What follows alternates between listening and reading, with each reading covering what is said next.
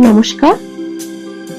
আজকে লোটে মাছের ঝাল নিয়ে চলে এলাম। লোটে মাছটা ছোট ছোট করে কেটে বেশ ভালো করে ধুয়ে লেবু মাখিয়ে জল ঝরাতে রেখে দিলাম।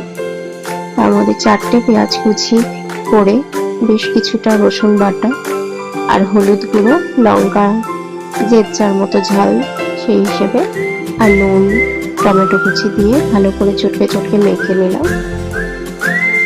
এই মাখার মধ্যেই লোটে মাছটাও দিয়ে ভালো করে মেখে নিলাম।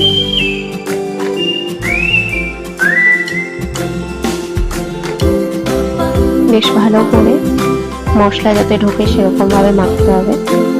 দিয়ে তারপর কাঁচা সর্ষের তেল দিলাম। তারপর ছোট গ্যাসের আঁচ করে বসিয়ে দিলাম। বেশ কিছুক্ষণ ফুটে আসার পর হলুদ পাতা কুচি করে দিলাম।